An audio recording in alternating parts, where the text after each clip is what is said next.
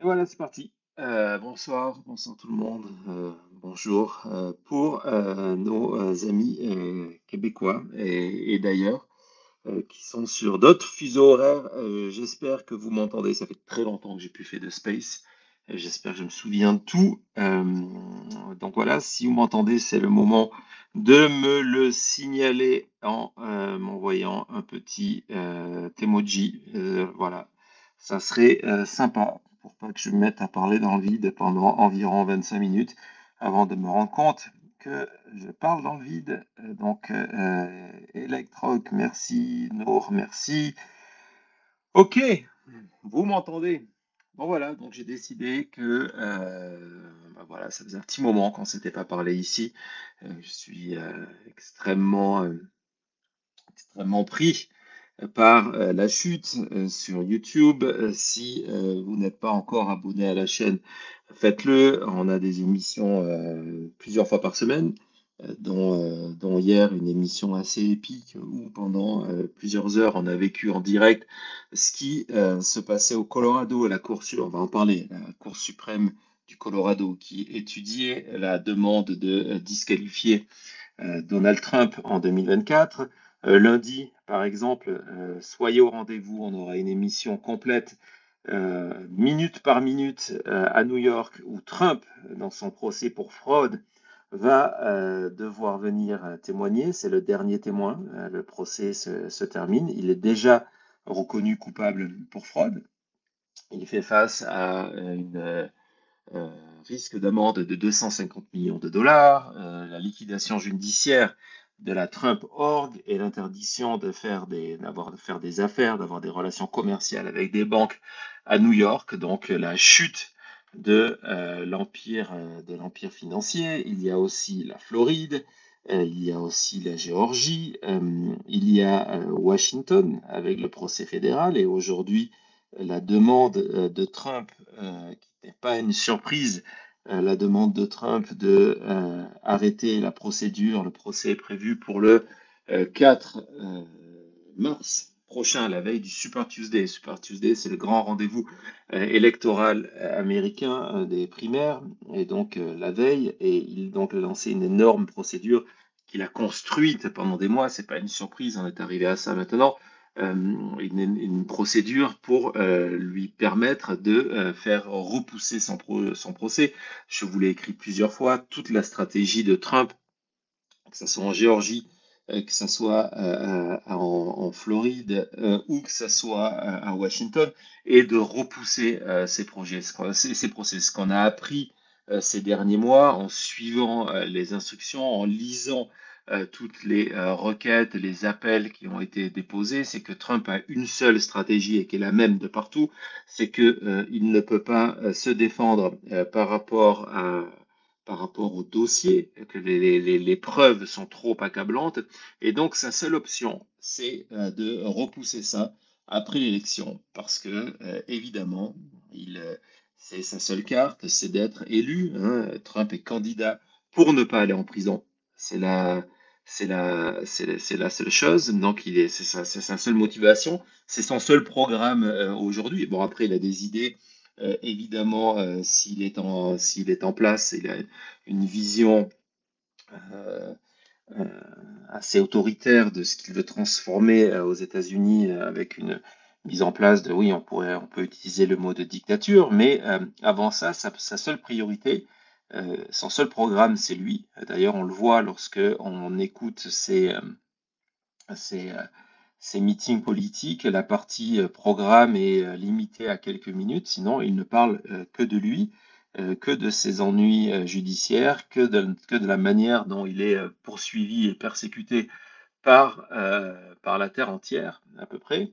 Et donc voilà, donc son idée, c'est d'être élu, et puis une fois qu'il est élu en tant que président, soit au niveau fédéral de faire les pressions nécessaires vues par le département de la justice qui serait à ses ordres pour arrêter les procédures en cours, donc celle de Washington et celle de la Floride, et puis après d'utiliser des lois à son avantage pour, dans le procès de la Géorgie, Alors, je vais vous expliquer tout ça, après on va y revenir. Pour le procès de la Géorgie, se retrouvait dans la situation où il ne pourrait pas se présenter devant le tribunal jusqu'à la fin de sa présidence, fin d'une présidence qui serait officiellement, s'il quitte le pouvoir, on n'en est pas là. Déjà, on n'en est pas là, il n'est pas élu, qui serait en janvier 2025. Donc voilà, toute la stratégie de Trump est là, repousser les échéances électorales, les échéances judiciaires, gagner les élections et faire annuler tout le reste. Pourquoi? Parce que euh, dans toutes ces affaires-là, plus particulièrement dans celle de la Géorgie, mais pas que, mais dans toutes ces affaires-là, Trump risque des peines de prison, donc risque de terminer sa vie en prison. Et comme je le disais tout à l'heure, je l'écrivais tout à l'heure, j'ai fait un tweet sur le sujet, c'est que il va tout faire dans les prochains mois pour éviter de se retrouver derrière les barreaux. Et comme je l'avais dit, le 20 décembre 2020, donc avant le 6 janvier, Trump n'est jamais autant dangereux que lorsqu'il est dos contre le mur, lorsqu'il se bat pour sa survie et qu'il n'a pas le choix. En 2020, il se battait pour sa survie politique. Ça aboutit sur le 6 janvier 2021 et au-delà de l'insurrection contre le Capitole, de tous ces événements que vous avez vécus en direct, le plus important, c'est qu'il a mis tout en place cette espèce de système d'un un coup d'État plus administratif qu'autre chose, avec des mensonges et des pressions dans plusieurs États, la constitution de faux grands électeurs, etc., etc. Parce que voilà, il était dos au mur, c'était sa survie politique qui était en jeu, et donc il a essayé ça. Et là maintenant, on est dans une situation qui est encore plus grave, plus dangereuse, plus explosive, parce que c'est sa survie tout court dont il s'agit. Il est au bord de la faillite à New York, où ça se passe très mal pour lui. Ça se passe très mal pour lui. Le procès se termine la semaine prochaine. Ça ne va pas bien se terminer pour lui. Il a des stratégies d'appel, là, encore une fois. On va en parler dans quelques minutes, si ça vous intéresse, évidemment. Et puis, après, le reste, c'est éviter la prison. Et donc, encore une fois, Trump n'est jamais autant dangereux que lorsque il se retrouve acculé comme ça et qu'il faut qu'il survive.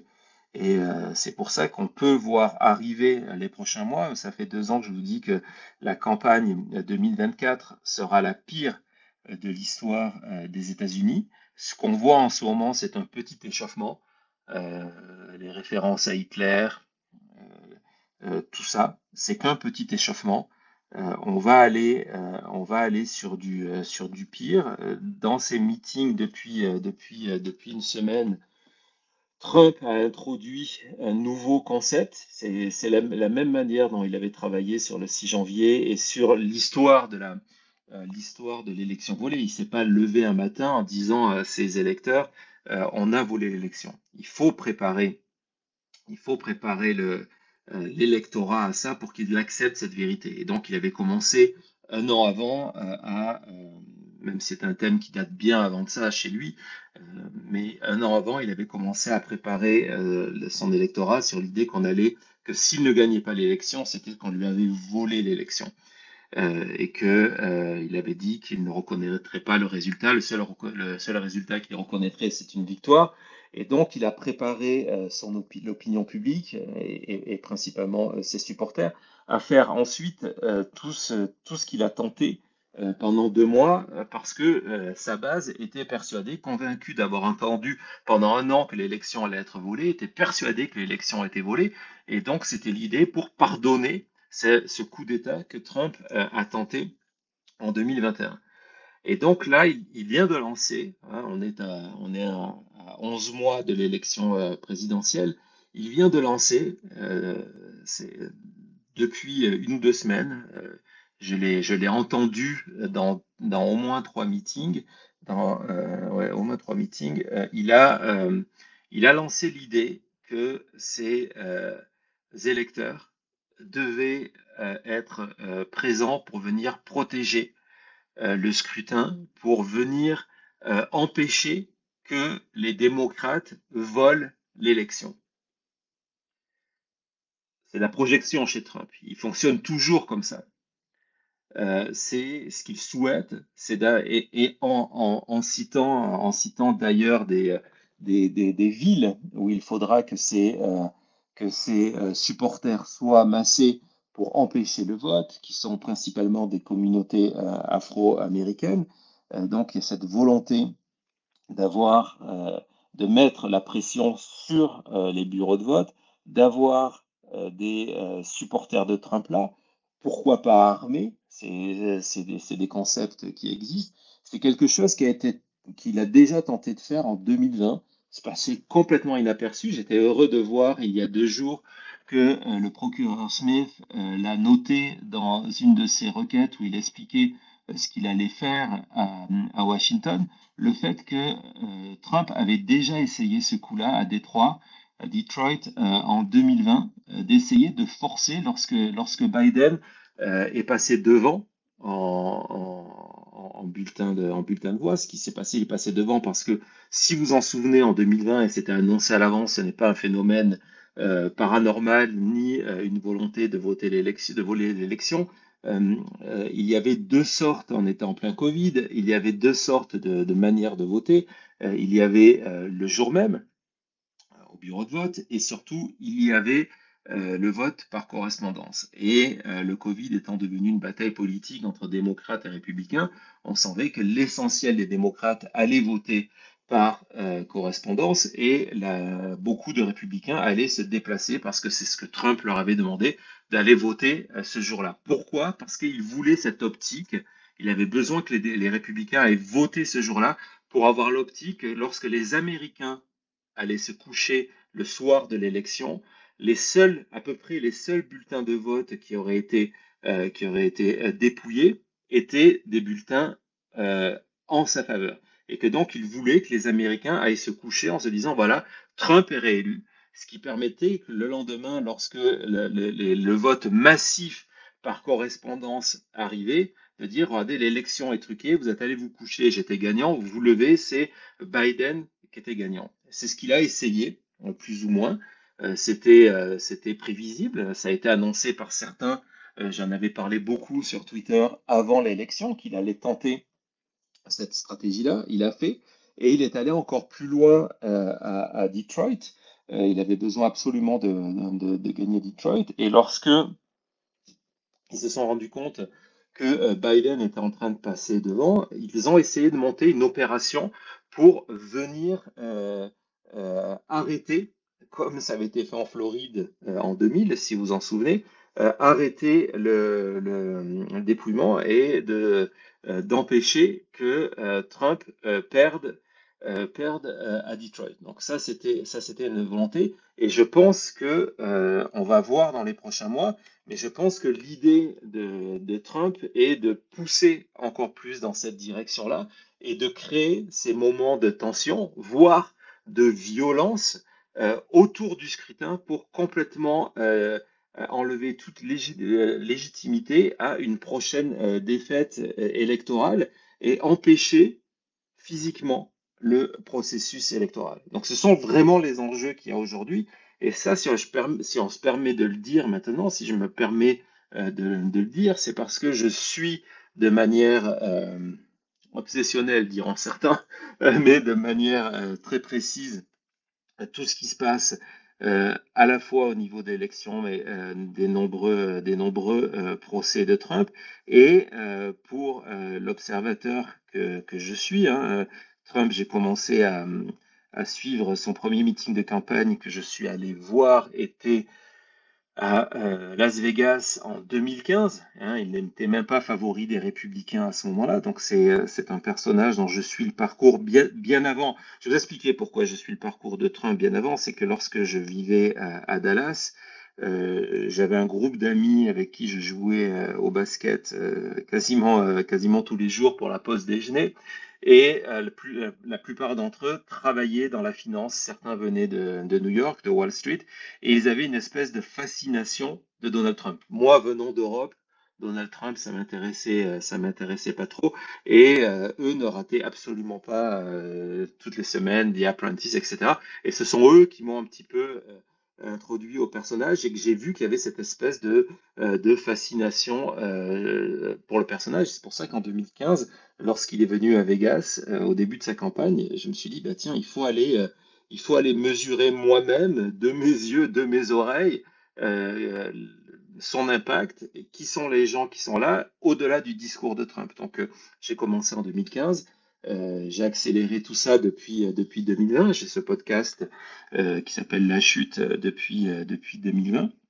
Et donc, c'est aujourd'hui, avec tout ce bagage-là, lorsque je vois ce qui est en train de se passer et que je pense connaître assez bien les mécanismes utilisés par Trump, qui sont les mêmes mécanismes qu'il a utilisés donc pour préparer l'idée qu'il y a eu un big steal, qu'on lui a volé le résultat, et les mécanismes qu'il a utilisés pour appeler à la violence et lancer cette insurrection du 6 janvier dont le but était de dérailler le processus de certification, qui est un processus symbolique de certification de Joe Biden pour pouvoir introduire ensuite le doute et des faux documents, des faux grands électeurs qui auraient déclaré sa victoire.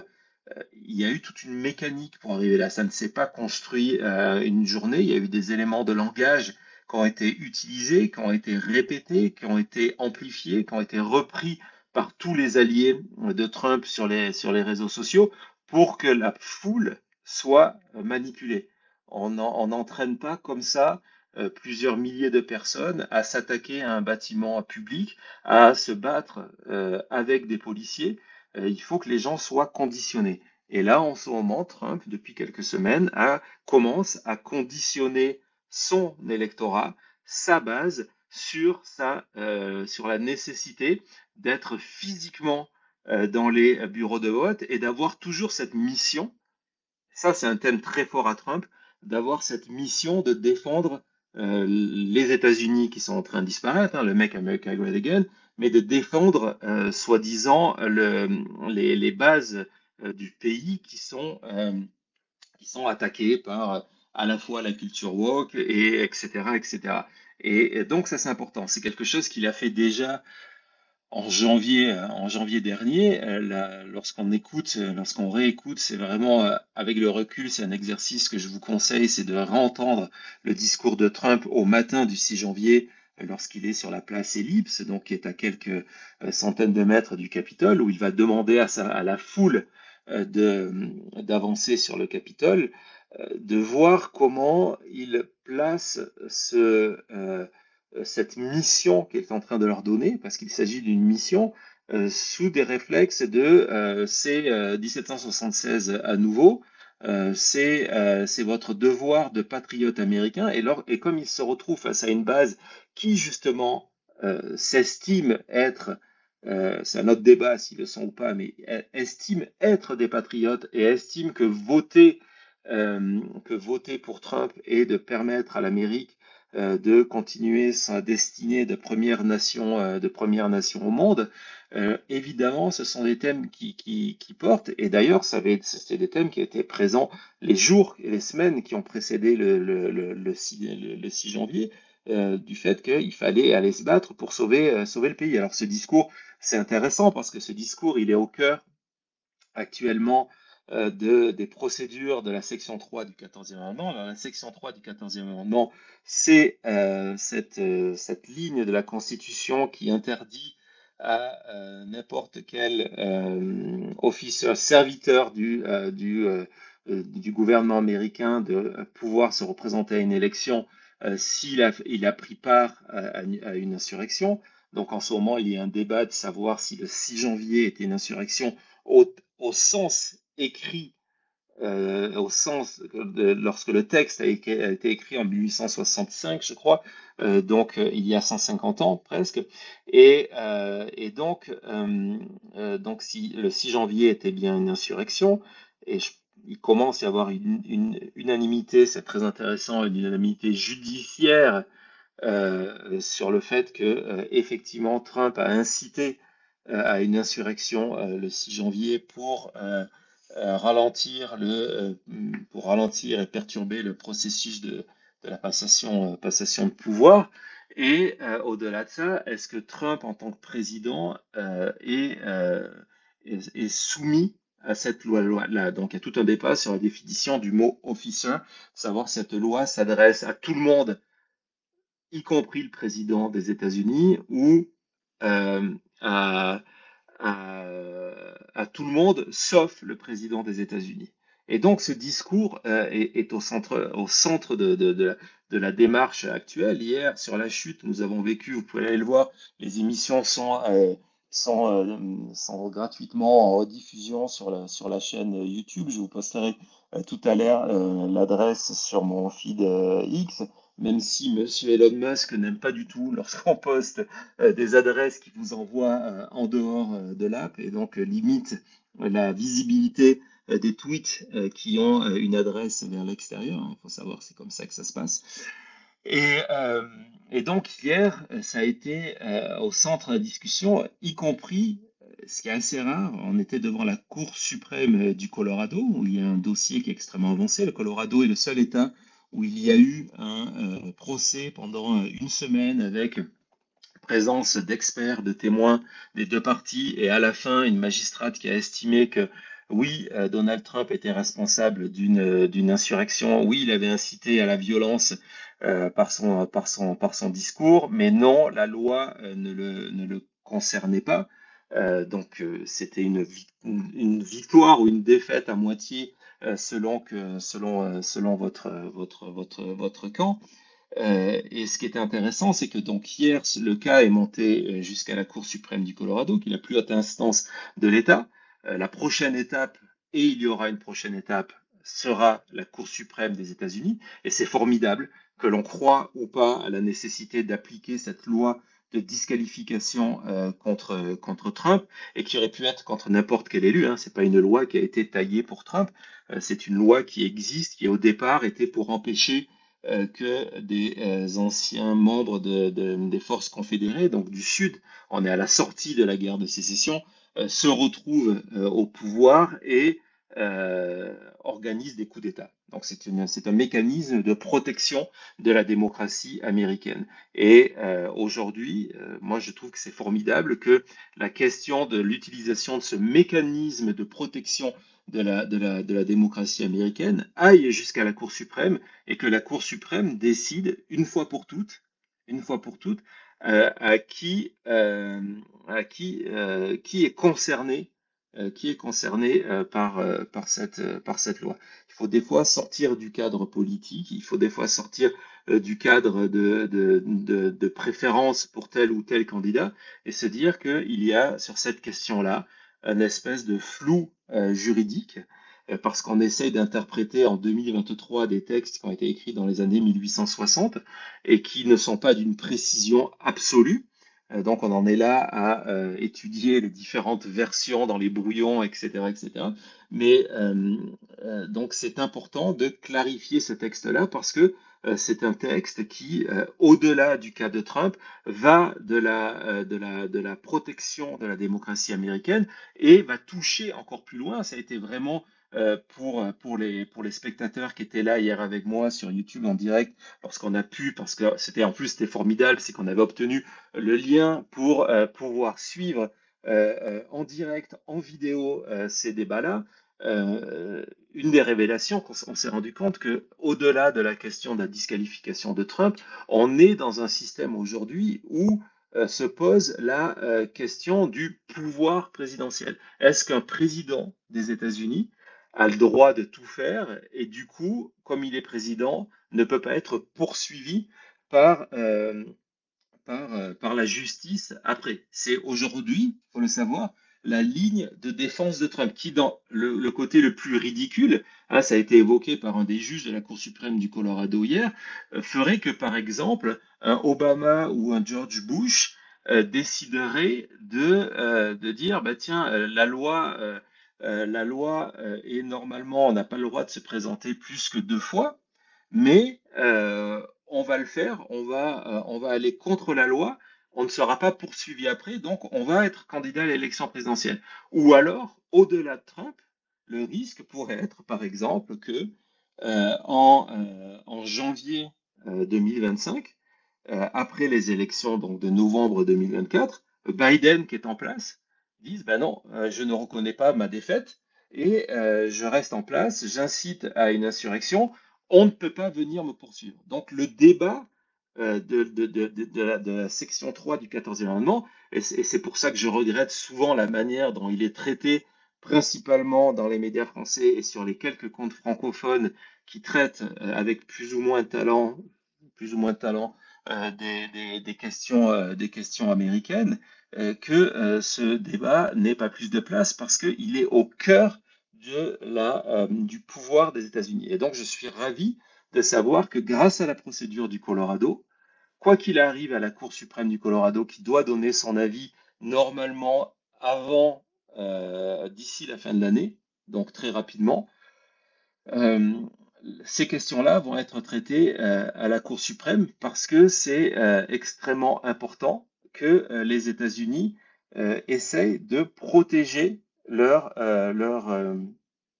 système démocratique, alors que l'on a, et ça ne sera pas le seul, il y en aura d'autres qui viendront après Trump. C'est un problème qui va au-delà de Trump. On se retrouve avec des candidats populistes, des candidats de l'extrême, ici de l'extrême droite, qui souhaitent utiliser justement les failles du système pour exercer une autorité absolue une fois qu'ils sont élus. C'est le point commun lorsqu'on me demande de parler de la présidence de Trump de 2016 à 2020. Pour moi, le thème principal de la présidence, c'est ça. Il y a plein d'autres choses à raconter, mais le thème principal de la présidence de Trump, ça a été cette volonté d'aller tester le système, d'aller identifier les failles d'un système qui est à la fois jeune, la démocratie américaine est relativement jeune, et l'histoire des États-Unis est relativement jeune, donc qui est à la fois jeune, mais qui est un texte qui est daté. Hein. On se réfère encore aujourd'hui à comme loi suprême du pays, à des textes comme on a vu, qui ont plus de 2 siècles. Et donc, comment Trump, dans tous les sujets, hein, on ne parle pas que de sa volonté de rester en place, est allé attaquer ces brèches pour voir si le système pouvait céder. Et on sait que s'il est élu en 2024, bah, il va aller encore plus loin dans ce désir-là. Et donc, à chaque fois qu'il y a une opportunité, dans un sens ou dans un autre, mais chaque fois qu'il y a une opportunité, à la fin, moi, je m'en fous honnêtement que Trump ou pas soit disqualifié. De toute façon, je pense que Trump ne gagnera pas l'élection. Aujourd'hui, jeudi 7 décembre, je pense que Trump ne gagnera pas l'élection. Les choses peuvent changer, mais aujourd'hui, il ne gagnera pas l'élection. Euh, et donc, lorsque ça m'importe peu que Trump ou pas soit disqualifié. Ce qui m'importe en défenseur de la démocratie, ce qui m'importe, c'est qu'il y a toute une série de brèches qui viennent d'être mises à nu par la défense de Trump, par l'interprétation de la loi.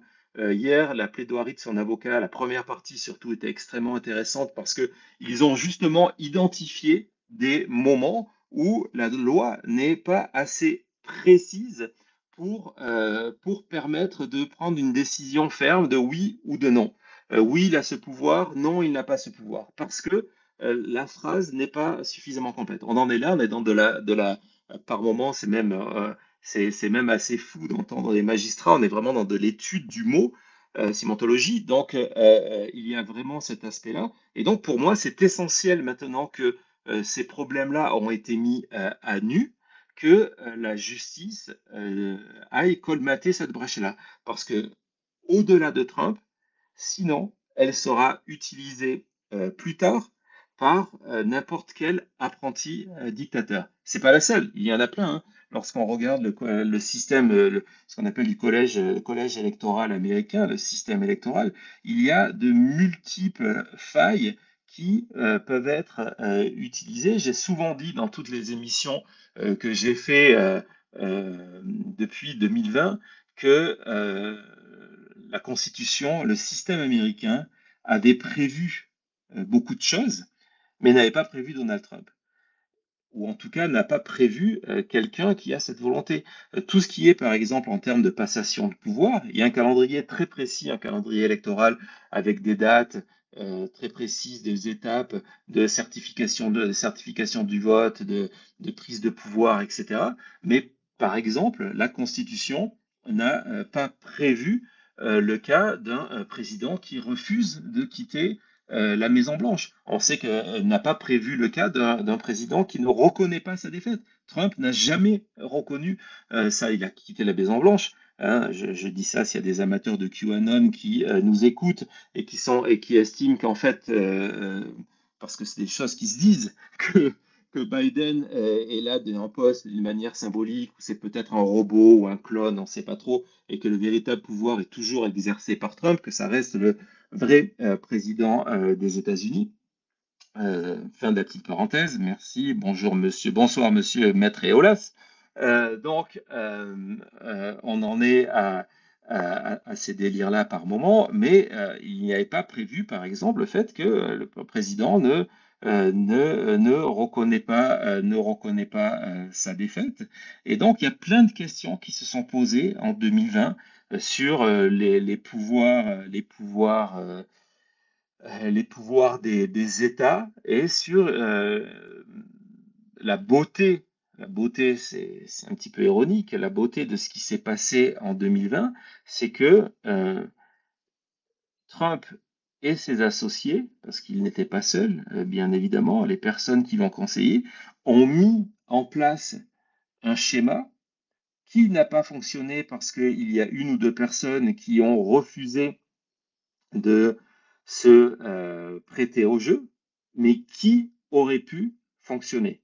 Et on serait retrouvé face à une crise constitutionnelle unique parce que ça aurait été extrêmement compliqué de se sortir de tout ça. Donc on est vraiment, je sais que ça n'a pas été présenté comme ça, surtout là, j'ai une audience francophone, donc je vous parle à vous, ce que vous voyez, que vous soyez au Québec ou que vous soyez en France ou en Belgique, en Suisse, dans les médias, ça n'a pas été présenté comme ça. J'ai été choqué moi-même de voir que certains de vos experts sur les plateaux de télévision parlaient de visites de touristes au Capitole. C'est un thème mis en avant par, par Trump depuis le 6 janvier, en fait, hein, lorsqu'il s'est rendu compte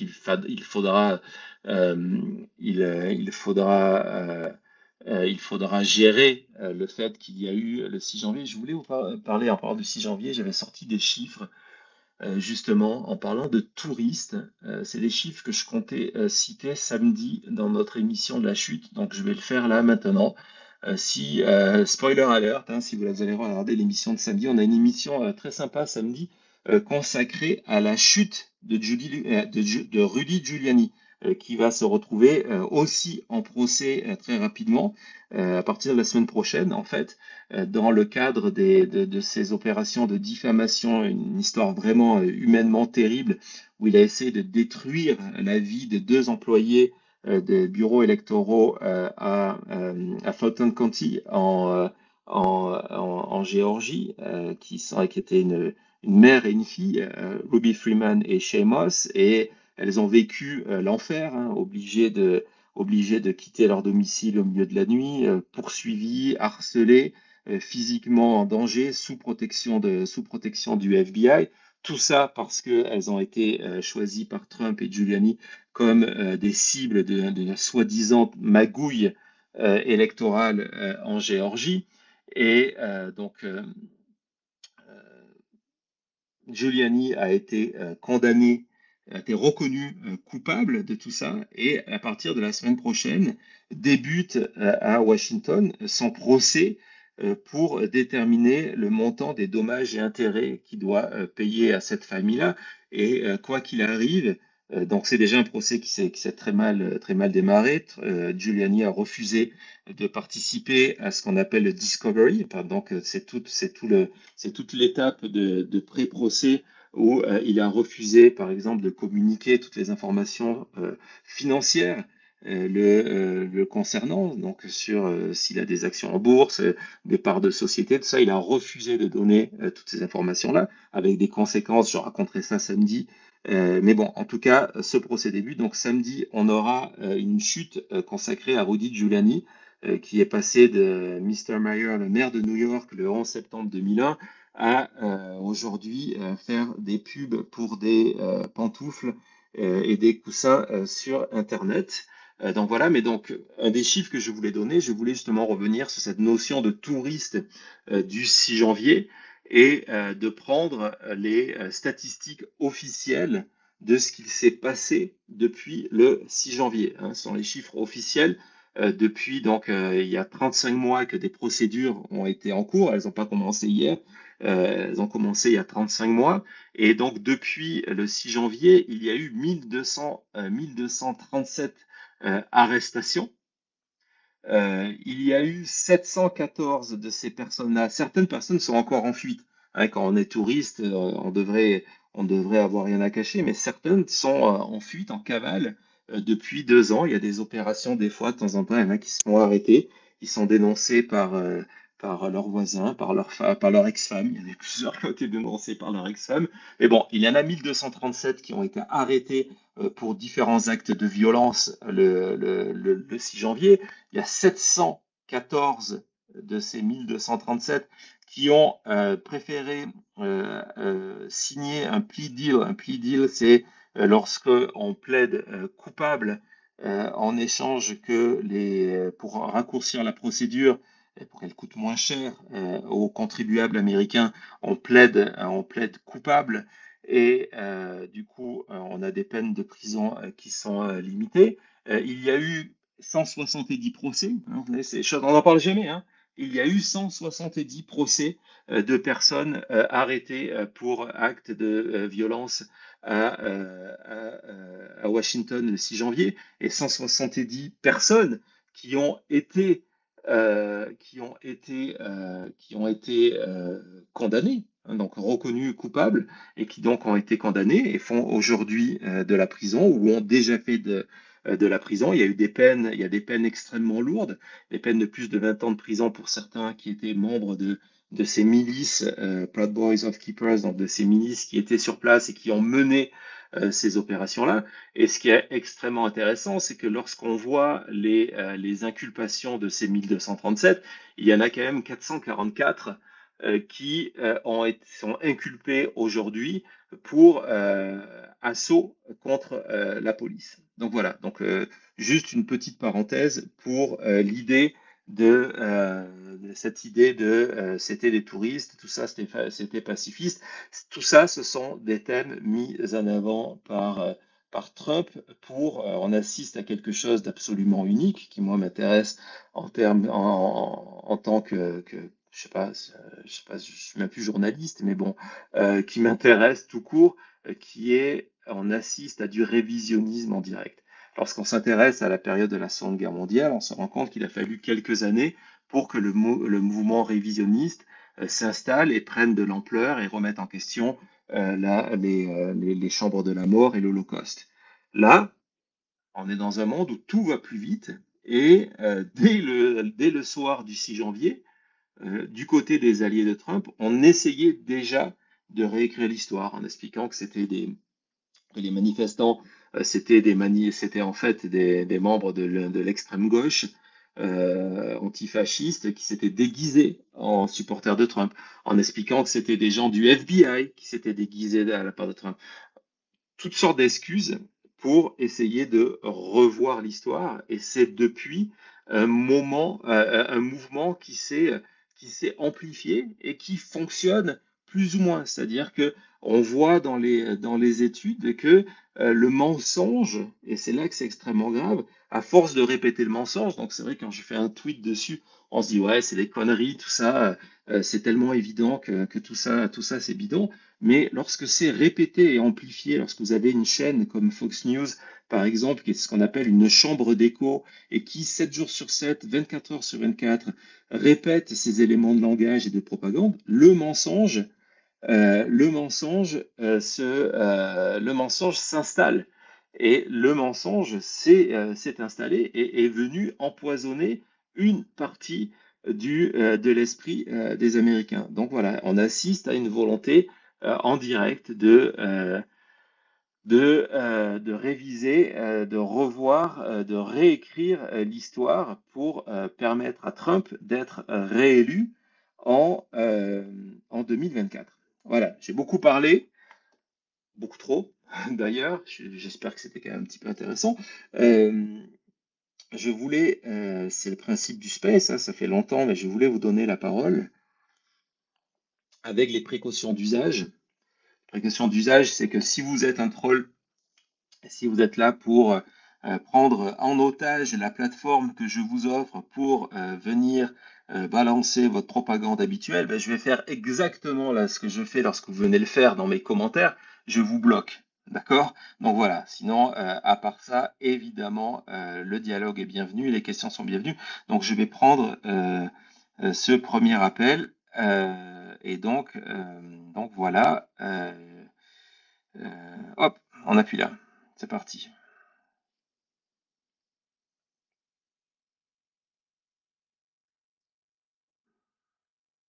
On attend que ça se connecte. Hein, c'est les fameux silences space. F la base, c'est à vous.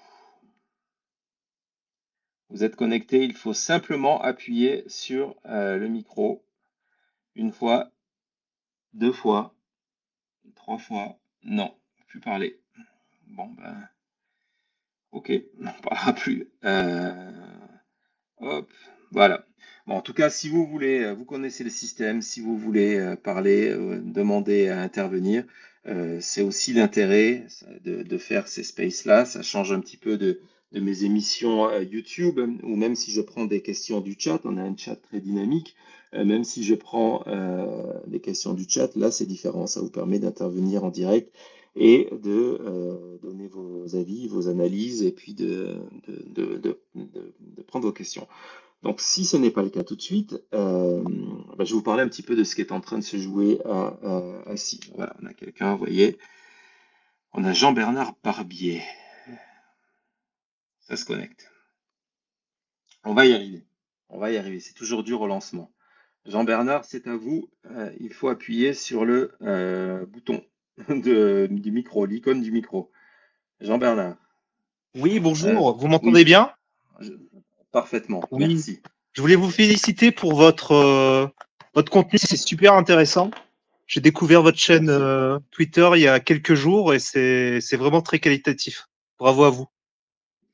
Bah, merci beaucoup. Maintenant, il faut découvrir notre chaîne YouTube. Vous allez voir, c'est encore mieux. Ok. Même si je sais que ça prend beaucoup de temps, mais justement, on va lancer un nouveau format de format de short de moins de 1 minute, qui chaque jour répond à des questions essentielles. La première, ça va être quelle est la valeur de Mar-a-Lago, parce que c'est au centre du procès aujourd'hui de New York, mais avec des questions aussi sérieuses que sur les sondages actuels, sur tous les thèmes qui sont importants. Donc, un, vous Alors, pouvez venir vous voir et vous abonner, c'est complètement gratuit. Et puis deux, si, et je le dis ça, je le dis à vous, mais je le dis à tout le monde, si vous avez des questions dont vous voulez les réponses dans les shorts de la chute, n'hésitez pas à les poser sur mon fil Twitter et j'essaierai de les répondre. Est-ce que là, vous avez une question aujourd'hui ou c'était juste pour alors, me faire des compliments? non, non, Allez-y, alors moi j'ai deux questions, mais allez-y. ma première question, elle est plus sur la partie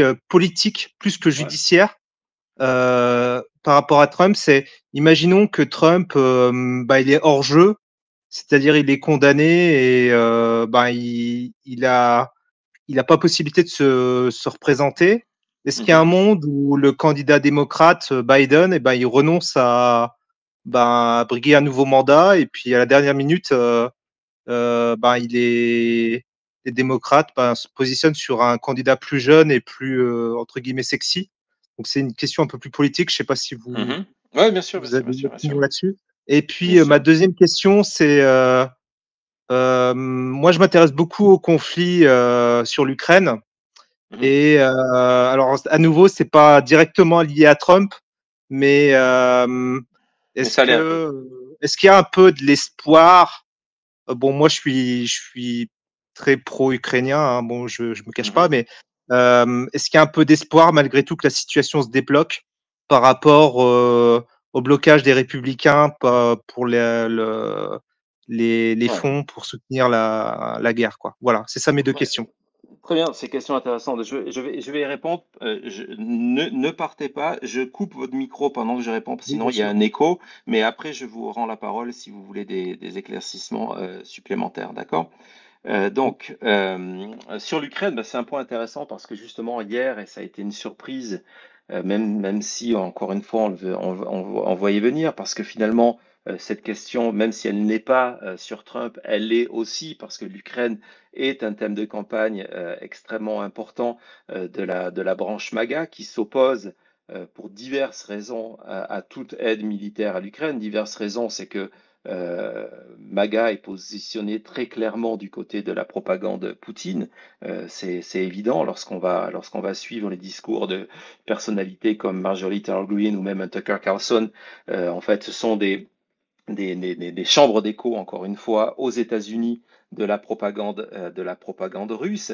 Et du coup, on utilise cette idée, alors qu'on ne parle même pas de même budget, qui a aussi des retombées économiques pour les États-Unis de fournir des armes à l'Ukraine, cette idée que l'argent qu'on envoie en Ukraine devrait être utilisé aux États-Unis pour, entre autres, protéger la frontière, l'immigration illégale et la frontière. Je prépare une émission ou un short dessus parce que c'est un thème extrêmement intéressant et un des thèmes principaux de campagne de la droite américaine. Et donc, dans cette volonté protectionniste américaine, pour simplifier, encore une fois, hein, parce que sinon on pourrait y passer une heure, l'idée est de dire, au lieu d'aller aider les Ukrainiens, on n'en a rien à faire, c'est de l'autre côté de l'océan, et puis de toute façon, c'est pas à nous de régler ça, et les Russes, quelque part, viennent récupérer des territoires qui ont toujours été à eux.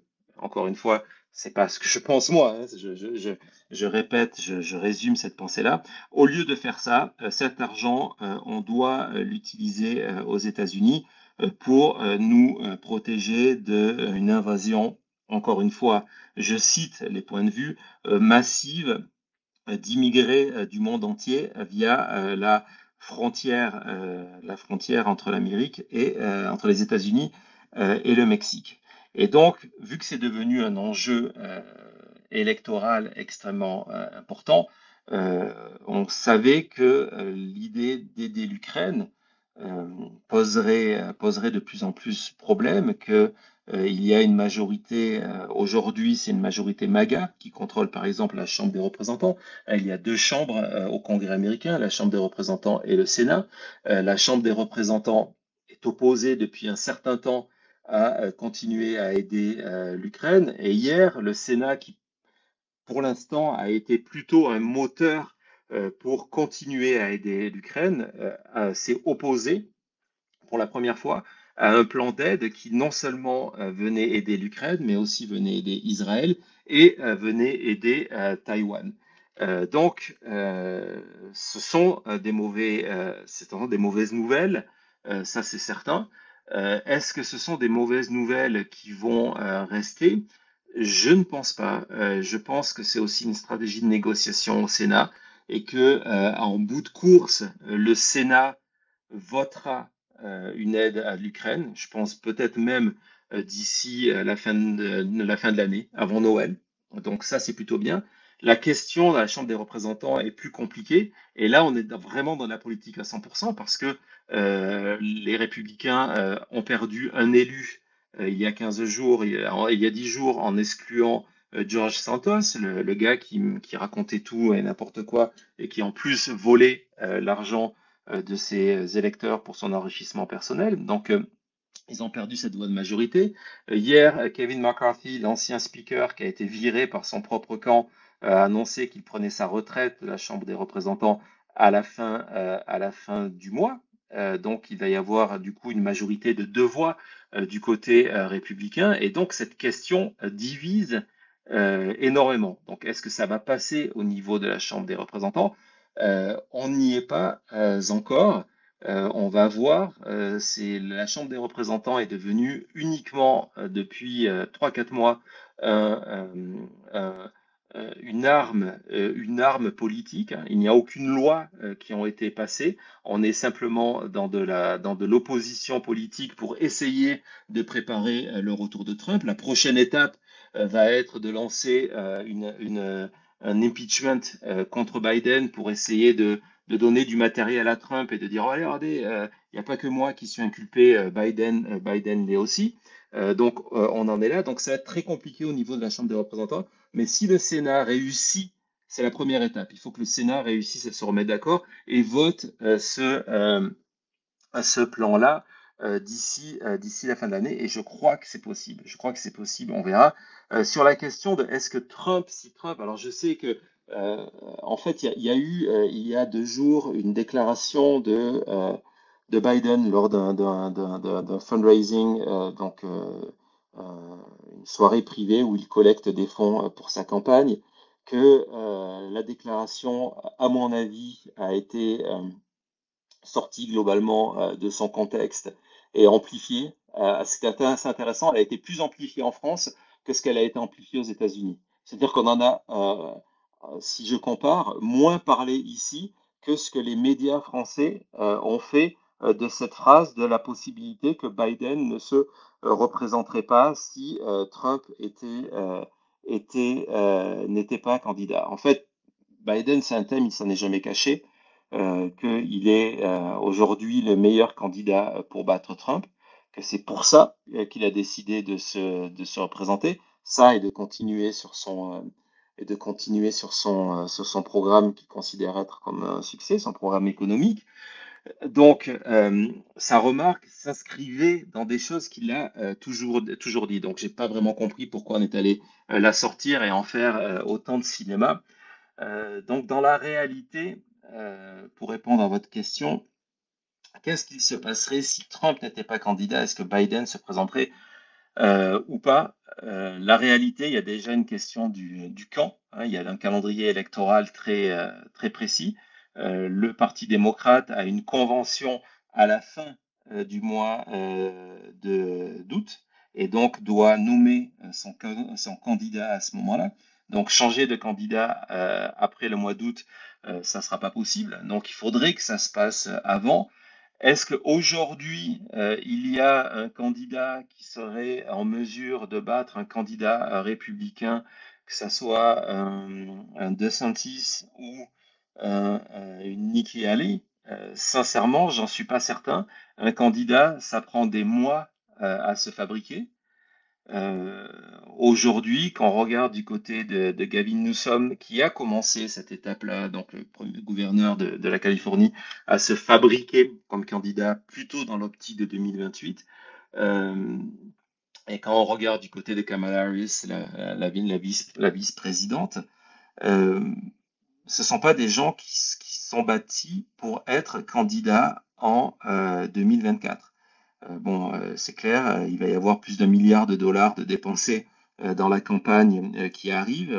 On peut faire des miracles de ce côté-là, mais ça ne serait pas facile. Donc je pense que dans tous les cas, avec ses défauts, Biden est aujourd'hui, à 11 mois de l'élection présidentielle, est le meilleur candidat pour les démocrates. Et donc je ne vois pas euh, bien sûr, en politique, tout est possible, hein, soyons clairs, mais je ne vois pas de scénario où Biden déciderait de dire je ne me présente pas et je laisse la place à quelqu'un d'autre.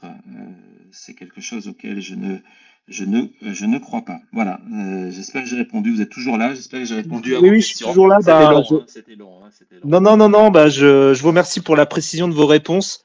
J'ai juste un tout petit commentaire, je suis pas tout à fait sûr de mon information, mais moi, il m'avait semblé que quand Biden avait été élu, il me Ouais. semble qu'il avait fait une déclaration comme quoi il ne ferait qu'un seul mandat. Non, non, non, il Alors, n'a jamais fait de non, il déclaration. a jamais dit ça? Non, non, un, il n'a jamais dit ça, et deux, ça serait un suicide politique parce qu'il se retrouverait dans la position, ce qu'on appelle aux États-Unis un lame duck. C'est souvent le problème d'un président sur les 2 dernières années de son deuxième mandat, où on sait que son pouvoir est limité parce qu'il ne va plus se représenter et que donc il devient une cible facile d'une opposition interne et de l'opposition du parti en face. Donc, il ne s'était pas inscrit. C'était un scénario que beaucoup de monde espérait, que en fait, il allait être président pour un seul mandat, qu'il allait préparer sa VP, donc Kamala Harris, à le remplacer. Et en fait, lorsqu'on se rend compte des deux premières années du mandat de Kamala Harris, il n'y a pas eu cette volonté de la préparer sur le, sur le terrain national.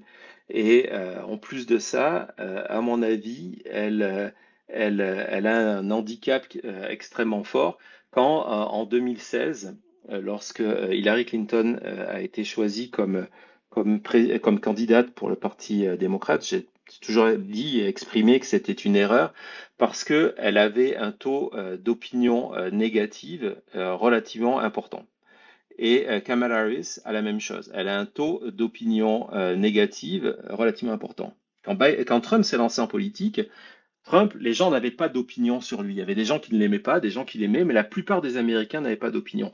Et en politique, c'est toujours plus facile de prendre quelqu'un sur qui les Américains n'ont pas d'opinion et essayer de faire augmenter les opinions positives que de prendre quelqu'un qui a des opinions négatives importantes et de retourner ces opinions négatives en opinions positives. Et aujourd'hui, c'est le principal handicap de Kamala Harris. Voilà. Ok. Bah, je vous remercie beaucoup pour Je vos vous en prie. réponses et je laisse mes camarades prendre le relais. Merci beaucoup Merci et puis beaucoup. continuez comme ça. Bonne Merci. Au revoir. soirée. Au revoir. Donc voilà. Est-ce que nous avons un autre volontaire pour venir poser quelques questions? Non. Donc, on va parler rapidement de New York.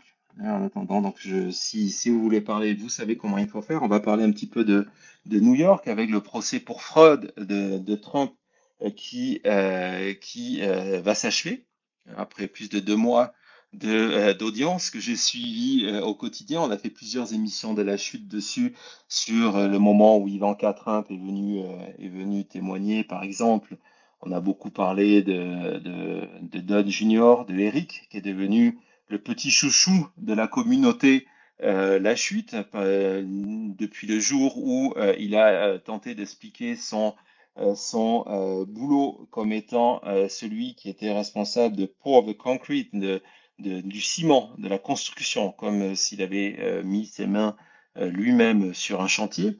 Donc on a eu tout ça. Et donc là, aujourd'hui et demain matin, il y a un expert, c'est assez tendu d'ailleurs, je suivais ça ce matin, il y a un expert qui a été nommé par Trump pour essayer de prouver que la valorisation, dont je vous ai expliqué, c'est au cœur du procès, je termine de vous présenter, de vous dire ce qui se passe aujourd'hui et ce qui va se passer lundi, et après je vais vous expliquer ce qui est au cœur du procès. Donc sur que la valorisation des biens de Trump était juste, et lundi, dernier témoin, le dernier témoin, Donald Trump lui-même, qui va être sous serment, interrogé par sa défense. Donc, on ne s'attend pas à des questions pièges, là, il n'y en aura pas. Et puis, surtout, après, le contre-interrogatoire mené par les services du procureur.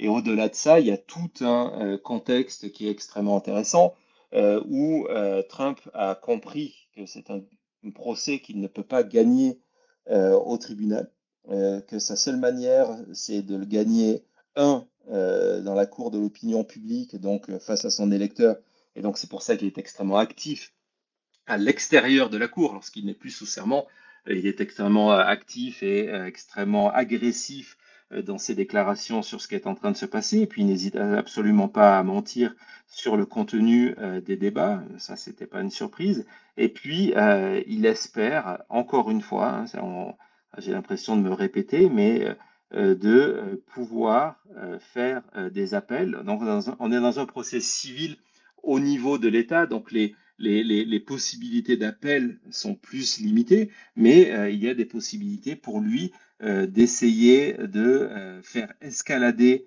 ce procès-là jusqu'à, pourquoi pas, la Cour suprême en expliquant que ses droits constitutionnels ont été bafoués, qu'on l'a empêché de s'exprimer. Donc c'est pour ça qu'il y a tout ce cinéma de Trump et de ses avocats autour actuellement de son gag order. Le gag order, c'est un bâillon. Il n'a pas le droit d'attaquer les équipes du juge. Ces attaques verbales contre les équipes du juge ont créé un ouragan de menaces.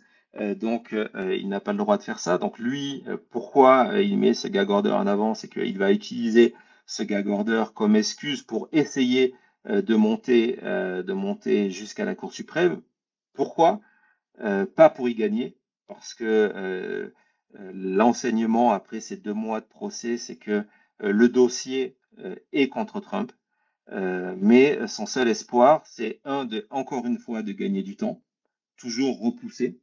Donc pourquoi pas repousser de plusieurs années, mais aussi espérer en bout de course trouver un espèce de vice de forme. On a vu que par exemple une des stratégies utilisées par ces avocats était de venir provoquer le juge, qui a un caractère assez tranché, c'est une personnalité ce juge, donc d'essayer de venir le provoquer pendant le procès pour qu'il fasse une erreur de procédure et que cette erreur de procédure soit utilisée plus tard pour faire casser le procès et le jugement. Et donc, ça va être un des enjeux du témoignage lundi de Trump. Est-ce qu'il va essayer de ce moment-là pour faire craquer le juge? Est-ce qu'il va forcer le juge à le punir, par exemple, et après utiliser cette punition comme un exemple du fait que ses droits n'ont pas été respectés? Ouais, ça paraît gonflé de le dire comme ça, mais c'est une des stratégies qui sont discutées par ces avocats. C'est quelque chose qu'on risque de voir lundi. Pourquoi je vous dis tout ça? Évidemment, c'est une forme de teaser aussi, parce que lundi, et je pense que si vous êtes en France, ça va commencer vers les 15 heures, peut-être 15h30, la chute, on sera en direct, une édition spéciale sur YouTube où on va vous faire vivre minute par minute ce qui se passe dans cette salle d'audience. On l'avait déjà fait lors des précédents témoignages importants. Là, c'est le dernier jour du procès, le dernier témoin, la dernière chance de Trump d'essayer d'accrocher quelque chose. Et donc, on sera là pour vous faire vivre ça. Donc, si vous n'êtes pas encore une fois abonné à la chaîne, allez vous abonner et cliquez sur la chaîne de notification parce que je ne peux pas, j'attends que l'horaire, et l'horaire sera publié que demain, je ne peux pas vous donner un horaire précis, mais on sera là pendant les 4, 5, 6 heures que cette audience va durer pour vous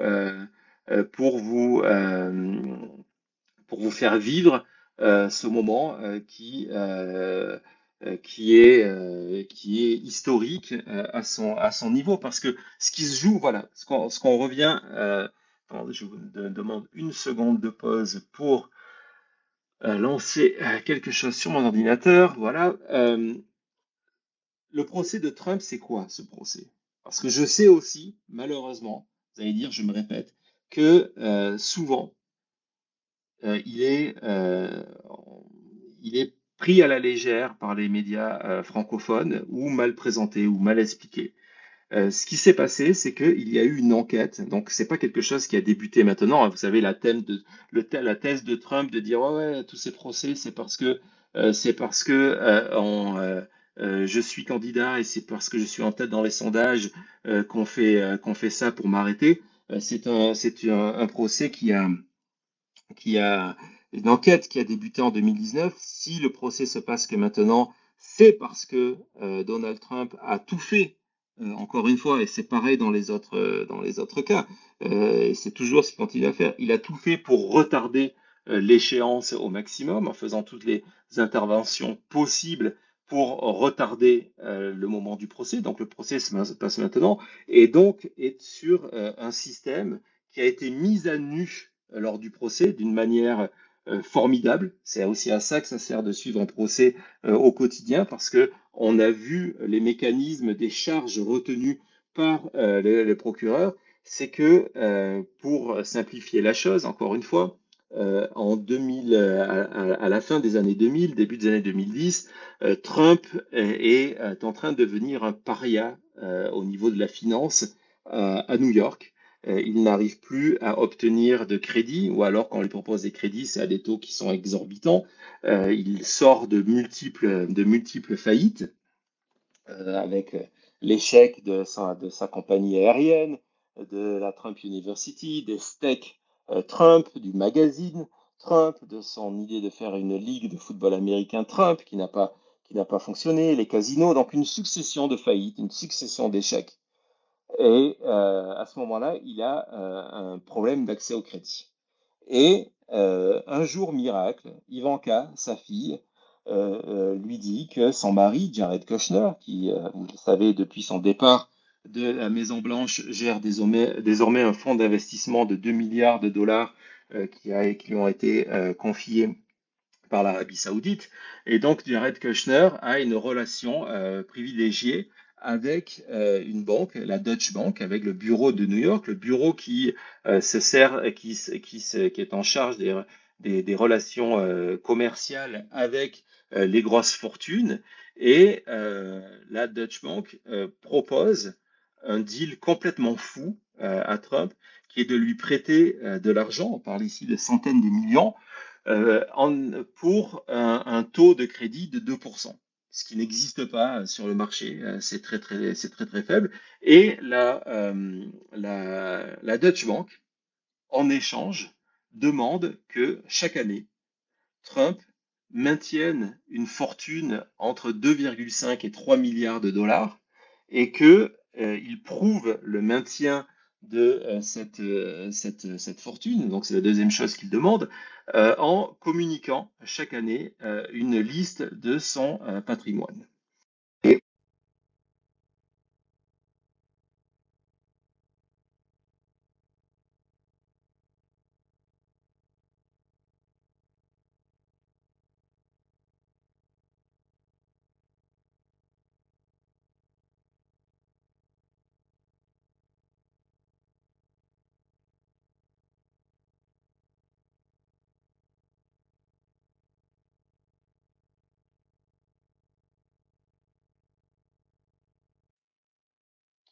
vous m'entendez. C'est le moment d'envoyer des emojis parce que mon téléphone a coupé, j'ai reçu un appel. Est-ce que vous êtes là? Est-ce que vous continuez à m'entendre? Si c'est le cas, voilà. Donc, Nour, merci Nour, merci Nour. Donc, Trump a cette, Maître Eolas, merci aussi. Donc, Trump a cette obligation chaque année. Donc, ce que je suis en train de raconter, c'est qu'en échange de ce taux, de ces crédits à un taux formidable, des centaines de millions de dollars qui vont lui permettre d'investir, d'aller acheter des golfs, aller acheter des hôtels, les revendre après, s'enrichir personnellement dessus. En échange de ça, Trump doit certifier chaque année qu'il a une fortune personnelle nette de au moins 2,5 milliards de dollars, des fois 3 milliards, et doit donc, deuxième condition, présenter un état des lieux de son patrimoine chaque année. Et il doit faire ça à titre personnel. Et le problème, c'est que Trump n'a pas cette fortune-là. Trump n'a pas cet argent-là. Et donc, il décide de exagérer la valeur de ses biens. Exagérer la valeur de ses biens, c'est pas exagérer de 10, 20 ou 30%, c'est exagérer sur certains biens de 2300%. C'est par exemple rajouter des étages, un nombre d'étages à une tour. Les chiffres sont pas bons, là je les ai plus en tête, mais une tour qui a 63 étages, déclarer qu'elle en a 72. C'est par exemple mentir sur la surface de son triplex à la Trump Tower en expliquant que par exemple, il va tripler la valeur en disant que son appartement est 3 fois plus grand que ce qu'il est en réalité. Tout ça pour faire augmenter sa valeur globale pour lui permettre d'avoir cet argent. Et c'est un système qu'il va poursuivre année par année et qui donc aujourd'hui est au cœur de ce procès. Donc il va faire des déclarations de fraude, il va donner des faux documents, des faux chiffres aux banques. Et donc c'est au cœur de ce procès. Et c'est un procès qui est très particulier parce que la première partie du procès s'est déjà jouée, a déjà eu lieu. Elle s'est jouée sans audience.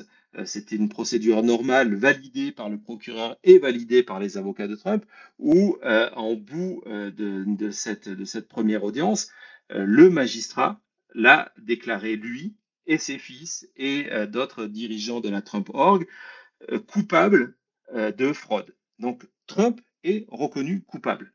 Il y a des appels en cours qui évidemment ont été lancés, mais pour l'instant, Trump est reconnu coupable. Et donc le procès qui est en train de se dérouler est pour déterminer, répondre à deux ou trois autres questions, mais principalement pour déterminer le montant de l'amende de Trump, de savoir s'il doit payer une amende que la procureure a évaluée à 250 millions de dollars, qui est une somme colossale. C'est des liquidités que Trump aujourd'hui n'a pas.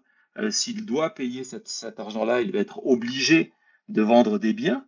Mais vendre quels biens? Parce qu'une autre partie de la décision du magistrat, c'est de placer la Trump Org, cette espèce de structure géante, compliquée pour des raisons fiscales très souvent, qui a différentes entités à droite et à gauche, et qui va posséder aussi bien la Trump Tower qu'un immeuble à Chicago ou un golf en Irlande ou Mar-a-Lago en Floride, de placer ce groupe-là sous liquidation judiciaire, ce qui serait énorme pour Trump et qui serait encore pour lui terrible, parce que cette liquidation judiciaire ouvrirait l'accès à de la comptabilité, à justement de découvrir comment l'argent passe d'une entité à l'autre, comment on évite l'impôt, etc. Donc ça pourrait amener à des tas d'enquêtes. Et au-delà de cette liquidation judiciaire, un point essentiel qui est réclamé par l'attorney général de New York, c'est que Trump et ses fils n'aient plus le droit de faire des affaires à New York pendant 10 ans, et n'aient plus le droit d'avoir de relations commerciales avec des banques qui ont une succursale à New York. New York, c'est la capitale financière du monde. Aujourd'hui, toutes les banques, à l'exception de ce qu'on appelle des banques régionales, et qui du coup n'ont pas la surface financière pour aider un Trump à faire tourner son empire, qui est principalement fait de biens immobiliers, donc qui souvent coûtent. Mar-a-Lago est une exploitation qui perd de l'argent chaque année. Mais c'est pas grave, parce que fiscalement, c'est intéressant pour Trump que Mar-a-Lago perde de l'argent. Euh, donc, que plus aucun groupe ne puisse prêter de l'argent à Trump pendant 10 ans. Ça veut dire que si tout cela est confirmé, c'est la peine de mort commerciale pour Trump. C'est la chute, c'est la fin de son empire financier. Et vous savez combien l'empire financier de Trump, et c'est pour ça aussi, c'est une des raisons qu'il a exagéré. On a appris, c'était assez amusant pendant le procès, de comment il essayait à chaque fois, chaque année, il y a le magazine Forbes qui établit le classement des Américains les plus riches, et comment chaque année il demandait à ses avocats et à ses comptables d'augmenter encore un peu plus ses déclarations de patrimoine, en espérant que ça lui permette de monter quelques marches de plus et de faire la une de Forbes. Donc, il y a vraiment cette dimension chez lui que sa soi-disant réussite financière est une partie de son ADN. Et donc, c'est ce qu'on va vivre, et c'est pour ça que lundi, c'est une journée extrêmement importante, parce que c'est peut-être le dernier moment où Trump peut, lui ou ses avocats, créer ou espérer créer un incident qui pourrait être utilisé plus tard pour un appel. Il y a deux personnes qui veulent parler, c'est très bien, parce que moi je dois boire.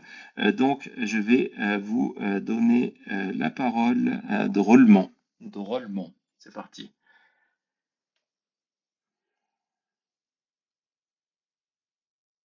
Ah, ça a coupé. Donc ça a parti, mais c'est parti. Donc on va donner à Pio Pio.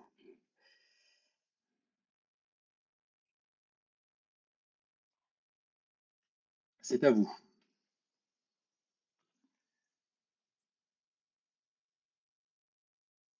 Ah, Ça ne se connecte pas. Vous voyez, c'est une des raisons pour laquelle aussi j'ai abandonné les spaces de X. C'est très bien de vous avoir, c'est très bien de vous parler, mais il y a toujours des problèmes techniques. Donc c'est pour ça on a désormais sur YouTube notre studio, notre connexion Internet, notre software version pro qu'on utilise pour éviter ce genre de problème parce que ça rend fou, quoi. Non, désolé Pio Pio, ça ne se connecte pas. Réessayez plus tard. Donc voilà, donc lundi, je vous donne rendez-vous. On va essayer de donner la parole à Drôlement. Je vous donne rendez-vous sur YouTube à partir de 15h, 16h. Je le posterai sur mon compte pour suivre ce moment historique ensemble et voir ce qui va se passer. Ouais, c'est à vous. On vous entend. On vous entend. Ouais. Oui, voilà. Non, moi j'avais une question juste parce que j'ai été assez surpris par la déclaration de Chris Christie hier lors du Mhm. débat des, des Républicains, là. Et je me Ouais. demandais si ça avait eu un écho, parce que c'est quand même assez étonnant de le voir dire que Trump est un dictateur de façon aussi ouverte. Et enfin, de la part d'un républicain, c'est étonnant, quoi. Je voulais savoir s'il y avait eu un écho aux États-Unis sur cette déclaration. Voilà, tout simplement. Oui, c'est une bonne question. Effectivement, hier, c'était le débat du Parti républicain. Cinq candidats invités, quatre présents, vu que Trump ne vient pas débattre avec avec les autres. Et donc, c'est vrai que Chris Christie, hier, a été, c'est le dernier candidat présent qui ouvertement ose s'opposer à Trump. Les autres n'osent pas parce que ils ont besoin, on sait, il y a une équation. En gros, aujourd'hui, Trump représente 35% des républicains.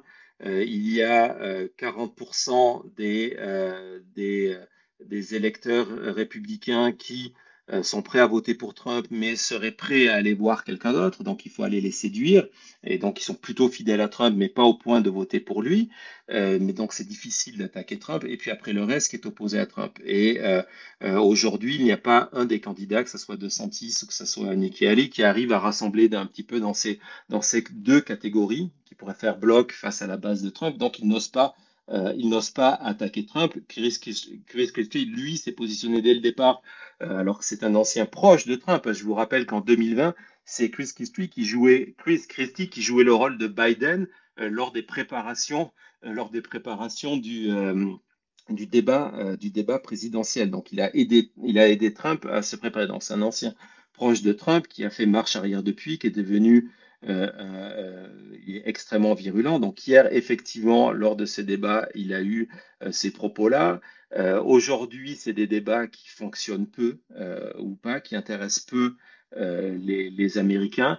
L'écho que l'on a aujourd'hui dans la presse, oui, forcément, dans les médias, forcément, on en a parlé. Mais par exemple, il y avait Trump qui revenait au procès aujourd'hui, et dans la hiérarchie de l'info, Trump qui revient à son procès, ça efface ce qui s'est dit hier au niveau du Parti républicain. Donc oui, Chris Christie a fait ce discours et c'est courageux, c'est comme Liz Cheney qui fait la même chose, mais surtout dans l'image de Chris Christie qui n'est pas aimé au sein des républicains, il a une image assez négative de ce gars qui n'hésite pas à changer de camp et à trahir les siens. C'est toujours quelque chose de difficile à gérer. Ça a eu un impact limité, même si ce sont des déclarations qui sont fortes et qui sont proches de la vérité.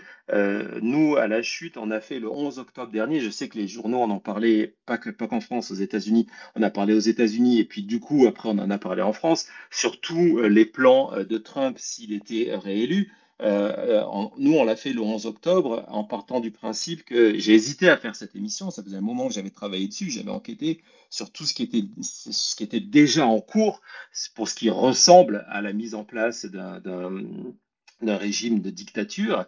Et donc, c'est un véritable problème. C'est que on sait que si Trump est élu, il a cette volonté de donner plus de pouvoir au président. C'est une manière polie de le dire, de donner plus de pouvoir au président et que les freins, les garde-fous qui l'ont empêché de faire certaines choses de 2016 à 2020 il sait maintenant comment les faire sauter, comment remplacer, etc. Et il mettra ça en place. Donc c'est un discours courageux, mais impact limité. Ok, merci. Je vous en prie. Est-ce que nous avons une autre question? Sinon, on peut peut-être arrêter là. Je voulais faire le point sur tous les autres procès, mais en fait, ça va faire déjà une heure et demie qu'on se parle. Ça fait beaucoup. Est-ce qu'on continue un petit peu? On continue pas? Je vous parlais un petit peu de Washington quand même, parce que c'est quand même la nouvelle du jour, hein. Si vous suivez, il y a deux nouvelles du jour en fait. Il y a ce qui s'est passé en Floride, mais ça, j'ai pas fini de travailler dessus. Et c'est tellement énorme ce qui vient de se passer cette nuit en Floride qu'avant de vous en parler, je veux en être plus certain. Donc j'en parlerai sûrement dans l'émission de samedi si j'ai le temps de terminer ce que je suis en train de faire. Sinon dans une émission prochaine parce que j'ai le sentiment que Trump vient de se lancer dans, comme je disais, dans le plus gonflé, fou bras de fer possible avec la justice américaine et le renseignement à, à New York, donc à New York, en Floride, autour des documents secrets que non seulement il avait emportés de la Maison Blanche, mais cachés à Mar-a-Lago, et tous ses efforts pour, un, ne pas les rendre, deux, les dissimuler à la justice. Et ce qui va être intéressant dans le procès, c'est que les enquêteurs de Jack Smith ont trouvé, c'est ce qu'ils disent, qu'ils vont prouver au tribunal, les intentions de Trump. Pourquoi? Il a emporté et caché ces documents. C'est extrêmement important parce que ce sont des documents de sécurité nationale. Il y a des informations sur des plans nucléaires, des réseaux d'espionnage dans plusieurs pays. Ce sont vraiment des documents sensibles. Et je crois que Trump est en train de se préparer à un combat malade en Floride. Je vous en parlerai dans quelques jours. Et donc, il reste Washington.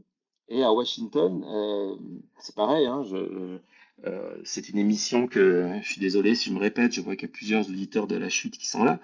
C'est une émission qu'on a fait il y a quelques jours qui était sur le thème de euh, comment Trump veut échapper à la justice, la conclusion de l'observation de toutes les procédures. Hein. Je suis ce qui se passe en Géorgie au jour le jour, ce qui se passe ce qui se passe à New York, ce qui se passe en Floride et ce qui se passe à Washington. La conclusion de tout ça, c'est que Trump a, comme je vous le disais tout à l'heure, a une seule stratégie qui n'est pas une stratégie de défense point par point du dossier, parce que le dossier sur le niveau de dossier pour répondre à la question du titre de ce space sur le dossier Trump est cuit, hein, que ça soit à New York, que ça soit à Washington, que ça soit en Floride ou en Géorgie. En Géorgie, je vous le rappelle, il est quand même poursuivi dans le cadre de la Georgia RICO Act. La RICO Act, c'est une loi qui a été créée pour chasser, pour faire tomber les parrains de la mafia, qui est extrêmement dure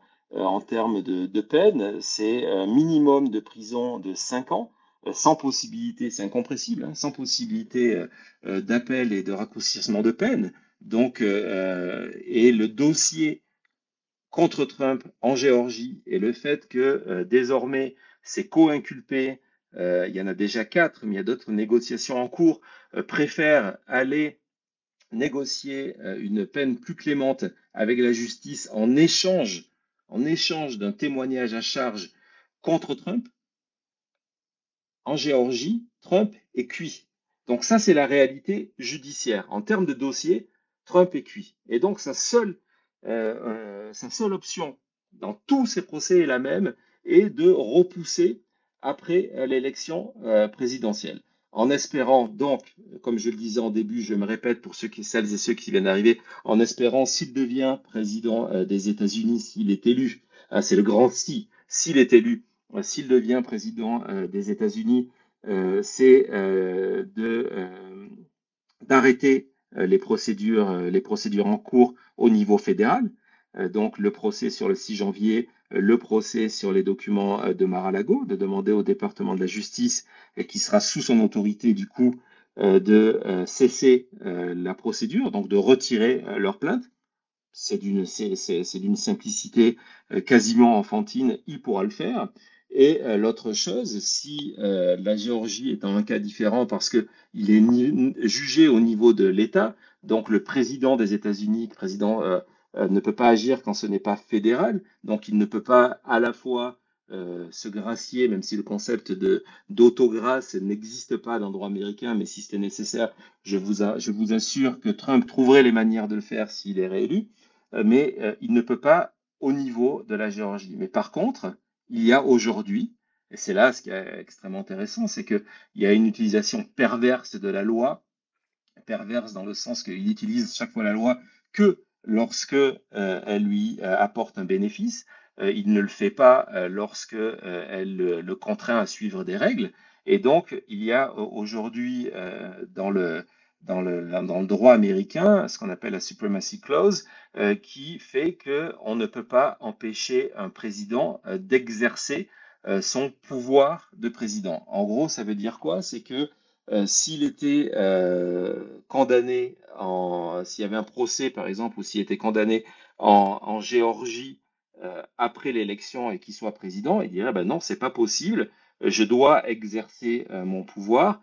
On verra ça lorsque je ne serai plus président. Et ce n'est pas des blagues. La semaine dernière, on a suivi en direct, c'était passionnant encore une fois, une audience de plusieurs heures en Géorgie, la Géorgie qui diffuse ces audiences.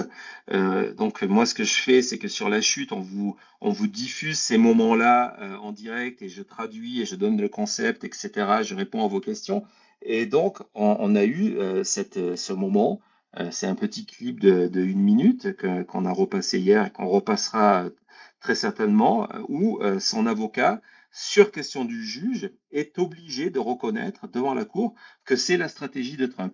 Que si Trump est président, il ne pourra pas être jugé en Géorgie avant 2029, au minimum.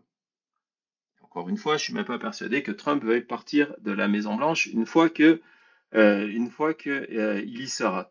Mais bon, donc voilà, donc ça, ce sont les stratégies. Et donc à Washington, c'est quelque chose que l'on sent construire, où Trump, ces derniers temps, à chaque fois dans le dernier jour, à la dernière minute du délai légal, pour gagner le plus de temps possible, bien évidemment, a lancé toute une multitude de requêtes.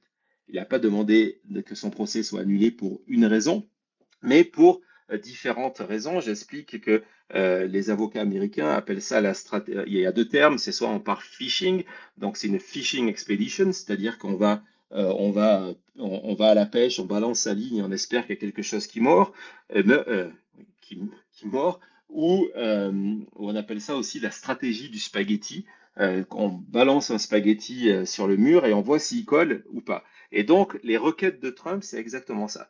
C'est-à-dire qu'il a demandé que son procès de Washington soit annulé ou soit repoussé pour des tas de raisons différentes qui ne tiennent, aucune d'entre elles ne tiennent la route légalement. Il y a des textes précis, légaux de la jurisprudence, elles ne tiennent pas la route.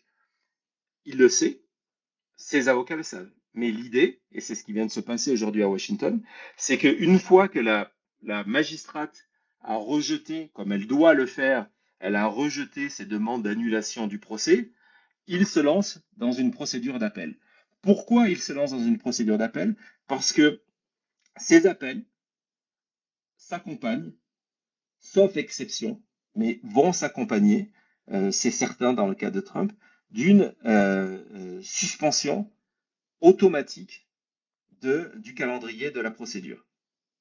Et donc, Trump dit que vu qu'il a déposé ces appels, et c'est son droit, on ne peut pas les ignorer, parce que les ignorer d'un coup créerait ce fameux vice de forme qu'il cherche ailleurs. Vous voyez le côté pervers du truc, la partie d'échec est en train de se jouer, donc on ne peut pas les ignorer. Et si on les ignore, c'est une porte de sortie pour lui. Et donc du coup, de ne pas les ignorer, ça veut dire qu'il redevient maître quelque part du calendrier. Parce que le discours est de dire, tant que ces appels n'ont pas été n'ont pas été décidés, le sort de ces appels n'a pas été décidé par la justice américaine, je ne peux pas être jugé. Et d'ailleurs, Smith, pendant que je vous parlais, a reconnu que c'était des questions qui devaient être éclaircies avant le procès. Et donc, dans cette stratégie, ça veut dire que là, on est dans une première cour d'appel, il y en a une deuxième, et il peut faire escalader tout cela jusqu'à la Cour suprême. C'est sur le papier un processus qui peut prendre entre 2 et 3 ans. Oui, vous avez bien entendu, sur le papier, c'est un processus qui peut prendre 2 ou 3 ans. La bonne nouvelle, ce que j'essaie de ne pas faire dans le contenu anxiogène quand ce n'est pas nécessaire, la bonne nouvelle, c'est qu'il y a au moins deux jurisprudences aux États-Unis où la même stratégie de ralentissement du processus en multipliant les requêtes a été utilisée et où du coup la justice d'appel s'est soumise à ce qu'on appelle une procédure expédiée, donc une procédure accélérée, et l'ensemble des procédures d'appel ont été épuisées en 3 mois. Je vous rappelle que le procès de Washington est prévu pour le 4 mars prochain. Donc, est-ce qu'il pourra se tenir là? Il n'y a rien dans la loi qui empêche la magistrate de continuer à préparer le procès, même si la date n'est pas confirmée. Il n'y a rien qui l'empêche de faire. C'est d'ailleurs un petit peu ce que fait la juge Cannon en Floride. C'est possible que ça retarde de 1 ou 2 mois le procès, mais si le procureur réussit à lancer cette procédure de manière expédiée, je sais que la justice américaine n'est absolument pas naïve de ce qu'essaye de faire Trump. On l'a vu sur d'autres procédures qu'il a lancées d'appel qui ont été décidées extrêmement rapidement pour essayer d'empêcher ça. Donc il y a une possibilité, il y a une jurisprudence, et ça c'est extrêmement important. Hein, c'est toujours la nouvelle la plus rassurante lorsqu'il y a une jurisprudence de au moins deux cas où tout avait été fait en un petit peu moins de 3 mois. Donc je pense que ça va être le cas et que du coup Trump fera face à la justice avant l'élection de novembre 2024. Je vais donner la parole à Nathalie tout de suite.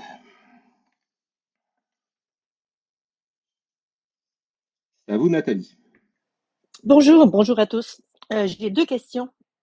La première, pour la liquidation judiciaire, je croyais que le produit net de la vente irait à Trump. Ce ne sera pas le cas. Et la deuxième, c'est avec la montée des ismes, des phobies, la gauche et les musulmans qui sont fâchés contre Biden. Si jamais Trump gagne, puis je sais que vous nous dites le contraire depuis 3 ans, mais si jamais Trump gagne, déménagerez-vous au Canada? Je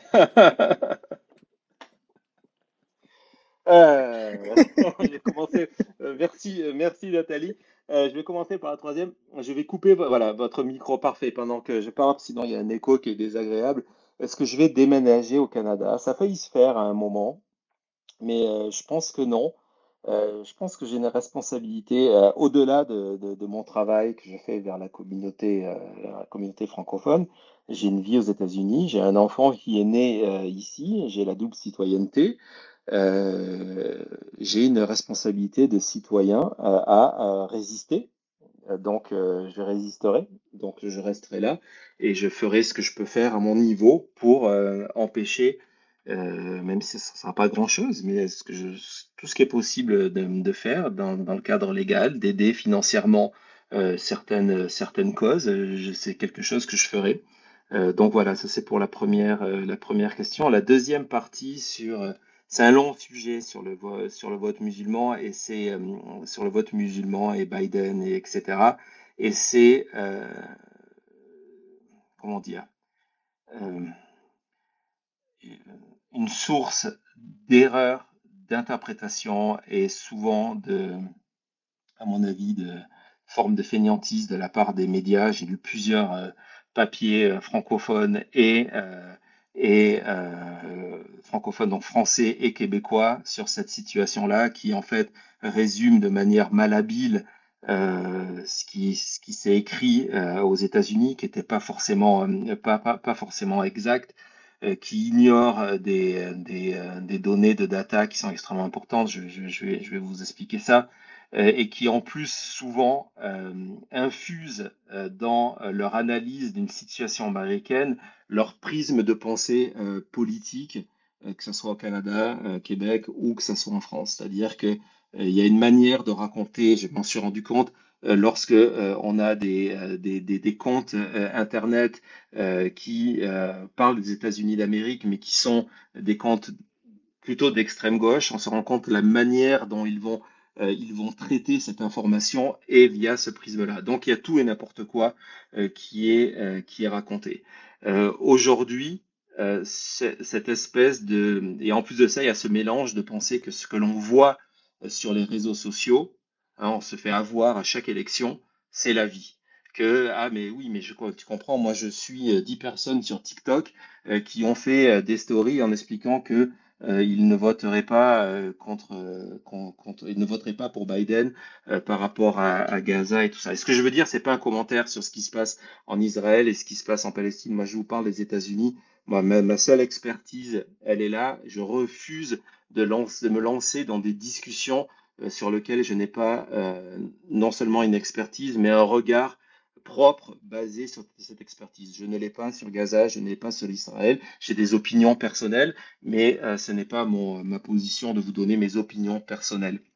Et donc, sur le vote musulman, euh, on oublie différentes choses. On oublie ce qu'il représente de l'électorat. On oublie de comment il a voté en 2020, comment il a voté en 2022. Et si on part simplement de calcul présidence, de calcul électoral pur et dur, et ce n'est pas la seule volonté de Biden, je suis en train de chercher parce que c'est des chiffres que j'ai donnés dans l'émission il y a quelques jours. Euh, c'est plus important aujourd'hui pour Biden si on est en simple calcul électoral. Je ne dis pas, je répète, parce que je sais que tout est déformé, je ne dis pas que c'est son discours, mais aujourd'hui, en calcul électoral, pur et dur, de manière machiavélique, le vote musulman ne pèse rien par rapport au vote juif.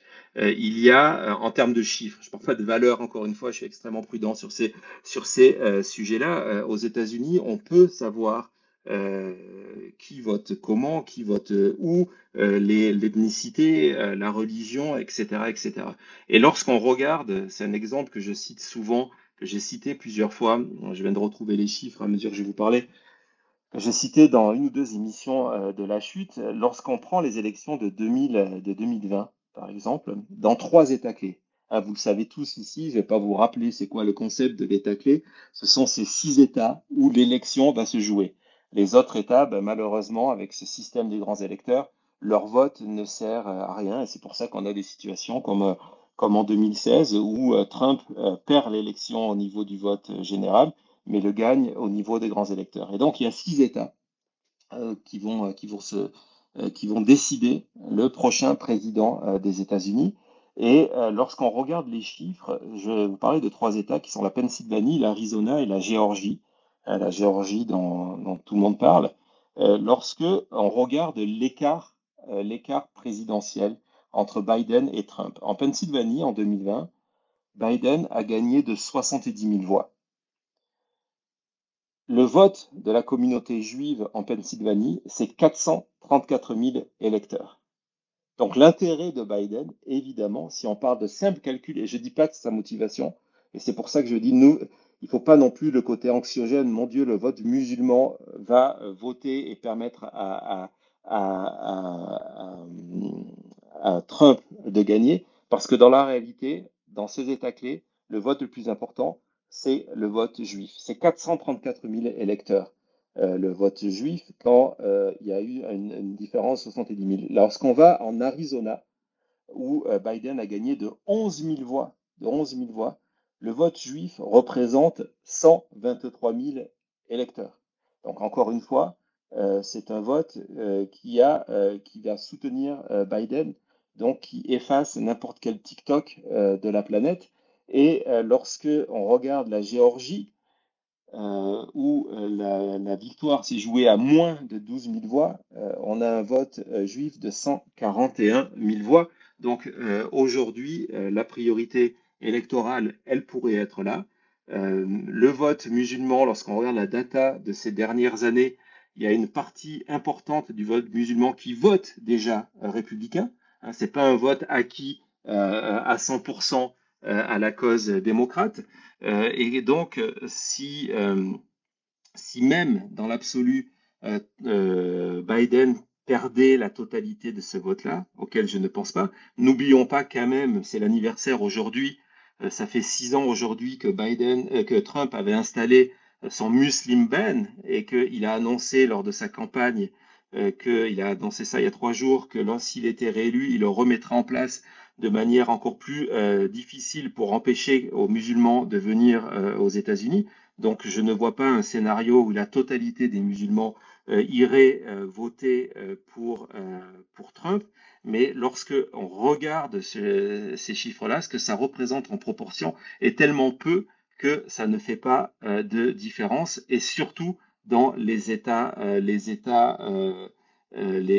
clés. Alors, je sais qu'on vous dit le contraire, les chiffres sont là, les bases de données sont là, et les bases de données ne mentent pas. Et sur la dernière question, sur la liquidation judiciaire, non, le problème de liquidation judiciaire, c'est que c'est pas fait au bénéfice de Trump. C'est d'abord, ça va être s'il y a une liquidation judiciaire, c'est de rembourser tous les créanciers. Il doit encore des centaines de millions à des banques. Il y a le fisc qui est bien placé pour vouloir récupérer de l'argent. Il y a le paiement de l'amende, et il y a toute une série de créditeurs. Donc dans cette liquidation judiciaire là, Trump ne serait pas en pole position pour récupérer de l'argent. Voilà, je crois que j'ai répondu à toutes vos questions, non? Oui, je vous remercie beaucoup. Et Je vous en prie. ça explique aussi l'attitude de Biden par rapport à la guerre à Gaza. Ça, je vous laisse Avec mon juge opinion. de vos propres opinions. Voilà, Merci beaucoup. je vous en prie. Voilà, je pense qu'on a fait le tour. Si plus personne a de questions, on pourrait parler comme ça pendant des heures. En tout cas, c'était très sympa de se retrouver sur X. J'aurais préféré qu'on se retrouve sur une autre plateforme, mais malheureusement, je parle ici de Blue Sky, où malheureusement, ce genre de service, de fonction n'est pas disponible. Ça fait partie d'un des problèmes de Blue Sky. J'ai du mal à poster tout ce qui est mes tweets longs. Je voulais les poster aussi là-bas et ce n'est pas possible. Pas la possibilité de poster de vidéos. Donc c'est pour ça que je traîne encore un petit peu ici. Je me suis donné une limite. Je pense que je fermerai mon compte Twitter après l'élection américaine. On verra comment ça se passe, mais je pense que ouais, je pense que j'arrêterai à ce moment-là. On va suivre évidemment l'élection jusqu'au bout.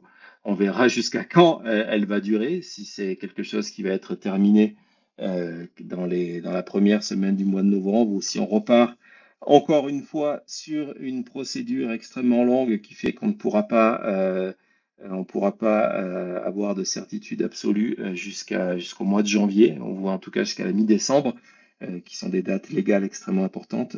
On verra ça, on n'y est pas encore. Je vous invite, si vous ne connaissez pas, évidemment, à aller vous abonner à ma chaîne où vous avez toutes ces analyses, toutes ces émissions et plein d'autres choses. Chaîne YouTube, c'est complètement gratuit de vous abonner, de cliquer la notification. Samedi, une émission, La Chute de Rudy Giuliani. Il va y avoir des moments drôles aussi parce qu'on aime bien un petit peu rigoler. Ça c'est samedi. Et puis lundi, vraiment lundi, je vous donne rendez-vous pour suivre la dernière journée du procès de Trump à New York avec le témoignage de Trump. Donc Trump qui sera à la barre sous serment, hein, sous serment, avec cette mission sûrement d'essayer de faire craquer le magistrat, de créer un vice de forme pour essayer d'échapper à la peine de mort commerciale et la chute de son empire financier. Voilà, merci à toutes, merci à tous, c'était un bonheur de vous retrouver. On a été nombreux pour quelque chose qui s'est improvisé à la dernière minute, mais c'était bien sympa. À très vite sur YouTube, sur mon compte X. À très bientôt. Au revoir.